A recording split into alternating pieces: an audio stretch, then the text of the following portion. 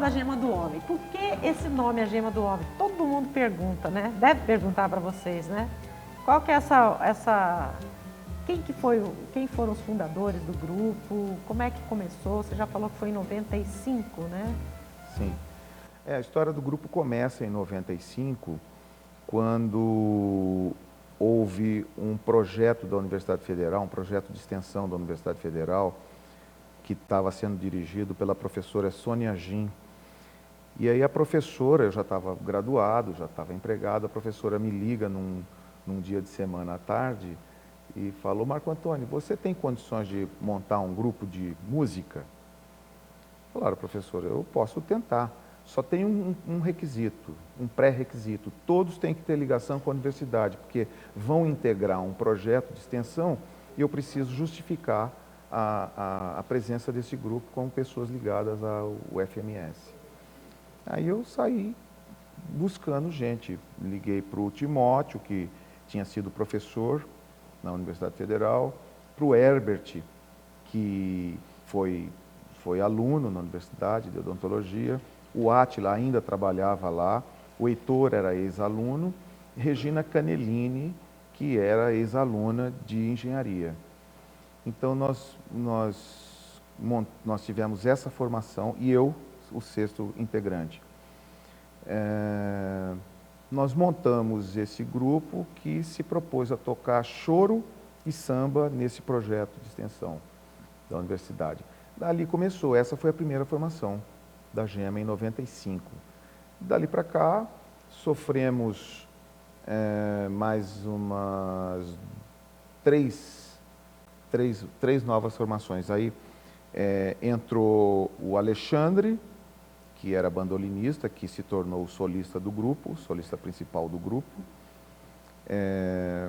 Aí, depois do Alexandre, o Alexandre voltou para o Rio de Janeiro, aí integrou o Celso, tocava flauta, e aí, depois que o Celso saiu, nós convidamos o Alexandre, o Adriano e o Orlando, que é a formação atual. Então, a atual formação é o Adriano, eu, o Timóteo, o Átila e o Orlando, que pertence ao grupo, mas já não está mais nesse plano. Agora já foi tocar no céu, né? Deixa saudades. Até você estava falando que o grupo está meio parado assim, das atividades, até porque é uma cidade que eu não conhecia esse dado da história de vocês, né? Vocês continuaram então nessa proposta de sempre tocar o samba e o choro? Sim, nós continuamos com essa proposta de tocar show, o foco maior era choro. Mas, voltando um pouquinho na nossa conversa, você tinha perguntado sobre o nome do grupo, a gente começou a falar da formação e escapou o nome do grupo. É uma pergunta recorrente, essa pergunta, porque Com certeza, né? É um nome que não tem sentido, não, assim, no primeiro momento não tem, é a palavra que não existe no dicionário, e ela é uma palavra única, a gema do homem. Tem uma história daí. Montamos o grupo em 95 por telefone e, e aí a professora retorna e falou: Marco Antônio, olha, nome do grupo urgente. Aí eu falei: só um minuto. Retornei para o Timóteo, eu e Timóteo começamos a pensar: bom, quem é esse grupo, né? Como é que a gente vai dar nome a esse grupo? E aí usamos um recurso que é do Koan. Koan é uma ideia, é uma palavra, uma história que vai gerar uma ideia, uma outra ideia. Ela gera novas ideias, né? Então, para a gente montar esse nome, a gente pensou quem era esse grupo, né? Era um grupo de amigos, e amigos é uma coisa que um amigo é a coisa mais importante, talvez uma das mais importantes que a gente tem, né? Para poder levar a vida feliz, você precisa ter amigos. E durar tantos anos, né? Porque um grupo que não é de amigos dificilmente vai durar mais de 20 anos, né? Pode até durar às vezes, mas um grupo de amigos ele tem uma alma melhor, né? Uma outra alma, né? E aí a gente imaginou que, por ser um grupo de amigos, e a amizade é uma coisa preciosa, então a amizade o que é? A amizade é uma gema, é uma preciosidade, né? Então, se é uma preciosidade, resolvemos colocar A Gema do Homem, sendo um nome só e causando uma ideia, qualquer ideia que o ouvinte, o leitor quiser.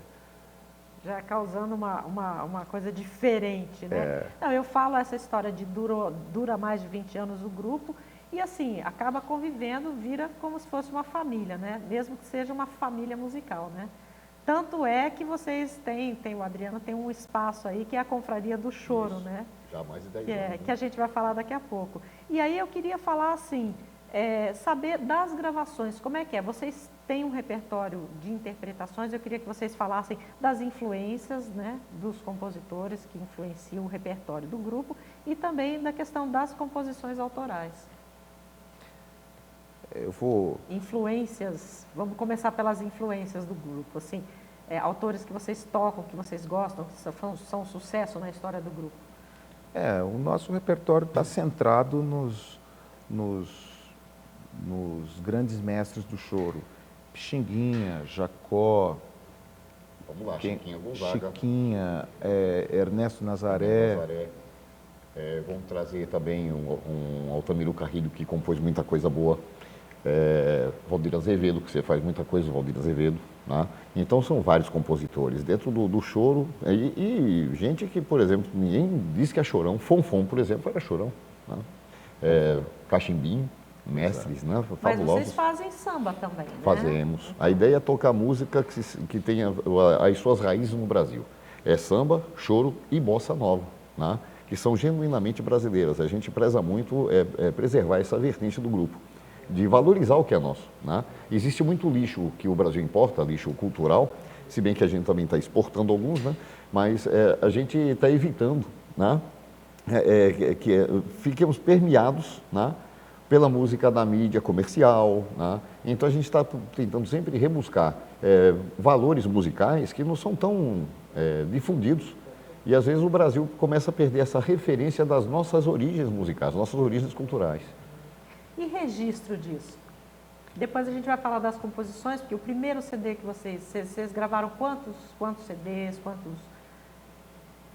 Nós temos o primeiro CD com choros tradicionais e nessa primeira edição do grupo tem um choro que foi do Galvão, um choro, aliás, é o único choro cantado, teve uma única composição.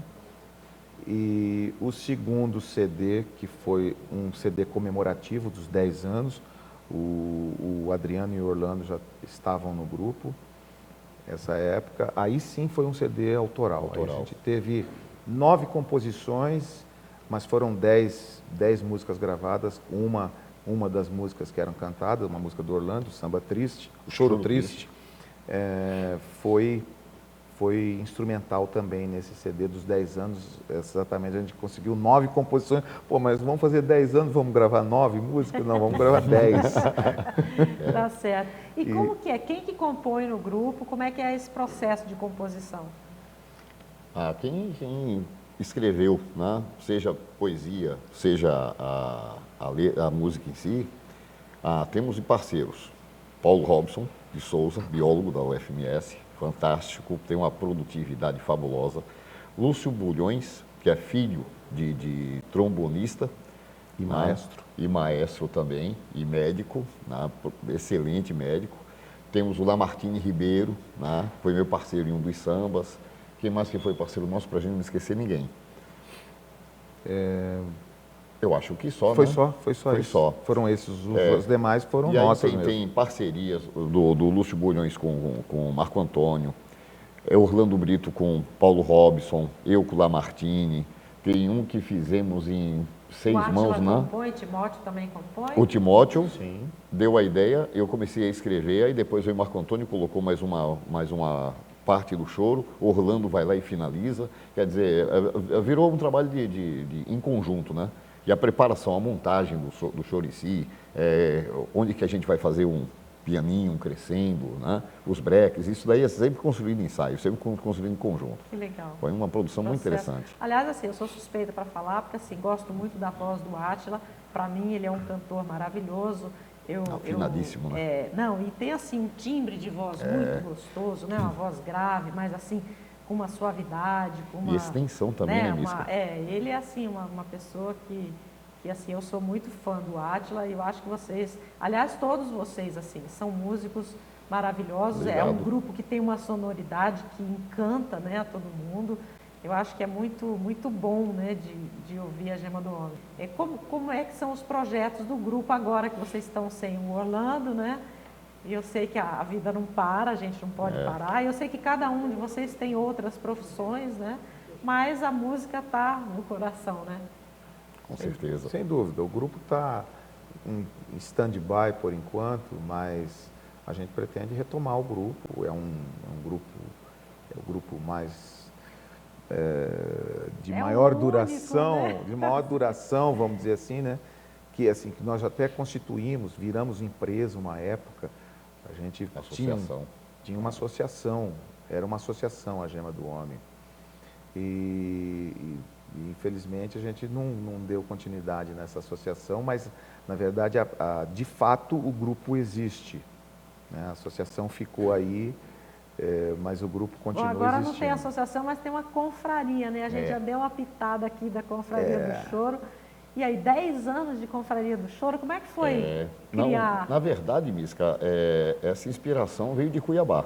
Eu acho que foi em Cuiabá, na época que eu vivi lá, inclusive Orlando mudou para lá depois que eu cheguei, e que aí nós tivemos um contato muito forte com o Marinho, né? É um baita violão de 7 cordas, e ele tinha um fundo de quintal chamado Choros e Seresta, né? Hoje agora saiu do local onde era, no Jardim Tropical, hoje está lá no centro, perto do Chopão, né? Lá em Cuiabá, mas continua com, vamos dizer assim, a mesma cara.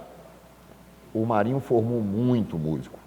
Então, por exemplo, agora esse fim de semana assisti um show da Daisy Agna e na formação estavam 7 cordas chamado Joelson.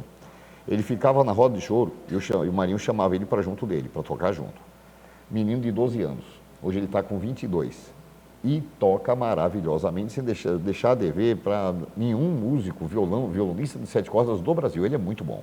E aí você resolveu montar uma confraria do choro. Exatamente. Primeiro família, eu peguei, né? Porque é a família que trabalha. Primeiro eu peguei a anuência do grupo, né? Vocês topam, vamos fazer. Vai ser um ponto de difusão do choro. Que essa é a nossa ideia, difundir o choro. E aí virou uma reunião de amigos. Aí depois explodiu, né? Amigo que chama amigo, que tem amigos que eu não conheço de que amigo, né? É interessante. Tem até os confrades, né? Tem confrades, o pessoal de primeira hora que apoiou a ideia e estão com muita frequência lá. E como você falou, é a família que toca aquilo lá, meu sogro, minha sogra. É um projeto semanal, né? É semanal. Que, na verdade, a origem do choro é muito antiga, né? O primeiro choro documentado em 1877, anterior à libertação dos escravos. E a reunião dos chorões era justamente em Domingueira, em fundo de quintal. E hoje vai ser na casa do fulano e tal, levavam uma garrafinha de cachaça embaixo do braço, um caixotinho para aceitar, e aí começava a se formar a roda. Agora, imagina o que não tem de choro que se perdeu antes dessa documentação. José Joaquim Antônio Calado, né? Que é o Flor Amorosa. Então tinha muito músico lá que era músico sem nenhuma formação, não sabia ler uma cabeça de nota, então não iria saber registrar. Mas o Calado era professor de música, era flautista, contemporâneo de Chiquinho Gonzaga. O primeiro documentado vem daquela época, e até hoje é um choro atual. Então essa linguagem, esse conceito, vamos dizer assim, musical, é muito antigo nesse nosso país. Sim, e é interessante você lembrar isso, porque a confraria tem, se você pegar a maioria dos músicos que passaram pela confraria, que passaram pela roda de choro, eles não são músicos profissionais, eles são... Às vezes você recebe músicos fabulosos lá, tocam... Opa, já tivemos lá a presença de Toninho Carrasqueira, Benjamin Taub, que na época que o Moderna Tradição teve aqui, lembra? O Guelo no pandeiro, fabulosos. Meu Deus, Israel, 7 cordas, Isaías, né? Bandolim. Então, eles fizeram o show aqui e foram para roda de choro lá. Mas é um prazer recebê-los. O Toninho, inclusive, com toda humildade, né? Toninho Carrasqueiro, eu posso entrar na roda? Aí, que como ele estava falando, não tem a formação ainda, mas toca muito, né? É aquela coisa do músico empírico, né? O músico exatamente. Prático, né? Mas a história do choro, ela está muito ligada ao funcionário público, aquela pessoa que que tinha um emprego formal e que gostava de choro e estava ligado ao choro. A gente tem vários nomes aí. Jacó do Bandolim. Jacó do Bandolim, Joel Nascimento. Joel Nascimento é um bandolinista importante, trabalha como técnico num instituto médico lá do Rio de Janeiro. O Ginga, apesar do Ginga, o Ginga tem muitas composições no choro e é cirurgião dentista.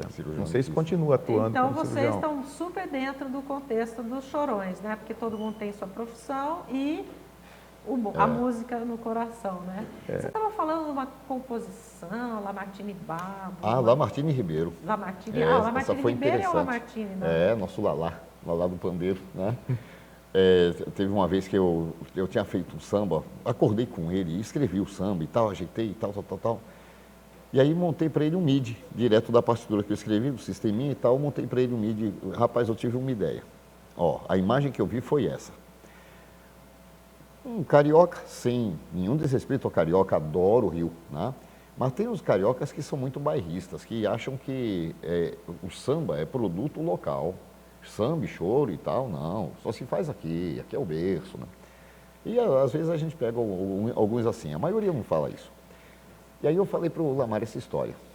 Que tal a gente receber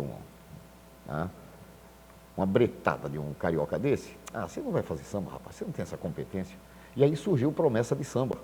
E a letra do Lamartine ficou fabulosa.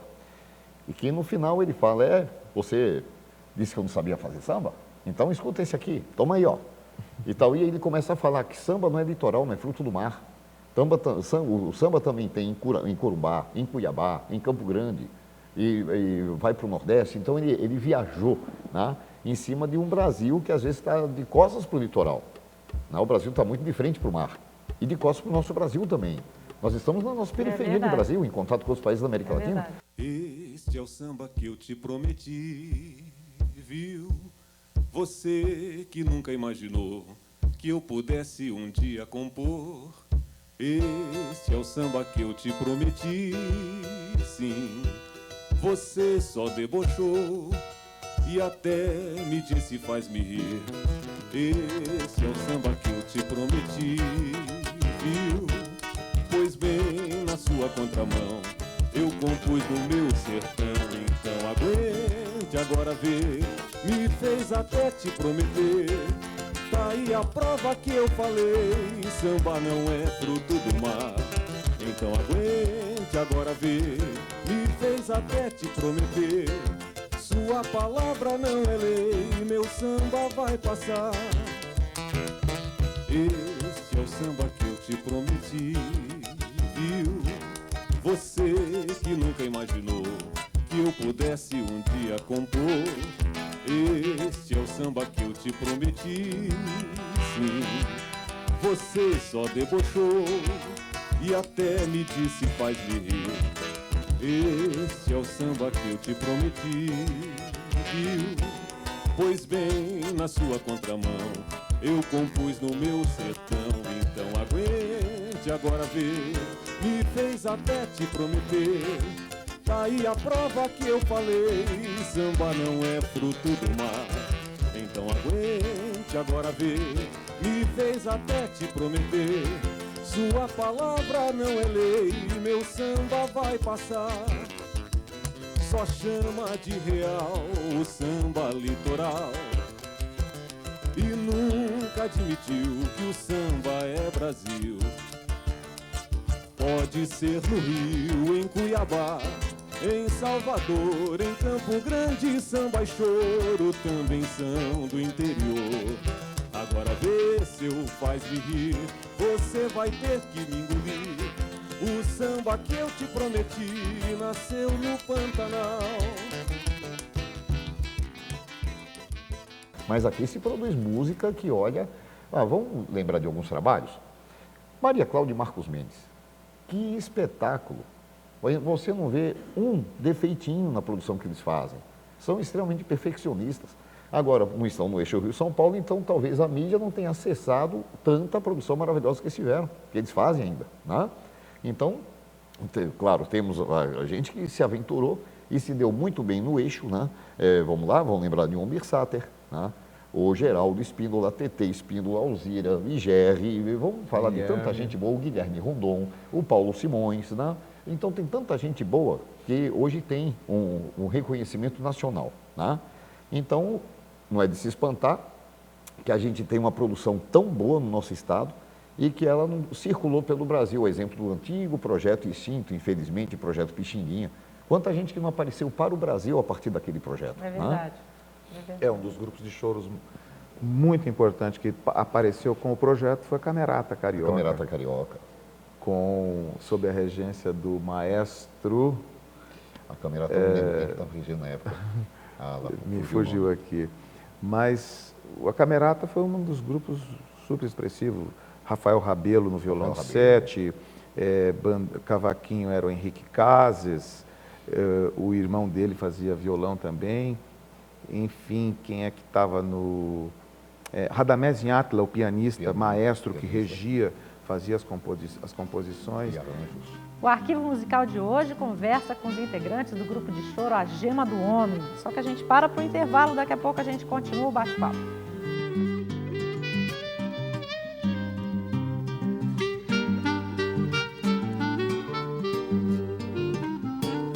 Um dia você surgiu, foi na hora H. Eu precisava tanto de um motivo pra sonhar. Magia, a intensidade desse encontro. Se fosse de encomenda, não seria tanto. Um dia você surgiu, foi no dia D. Na noite em que eu estava, não havia amanhecer. Fugia ao meu alcance um novo encanto. Tão zero meu estado que eu sorri em prantos. O que eu pensava que não existisse mais me encheu de paz, me deu amor até me deixar tonto. E então seus olhos raros flagraram os meus.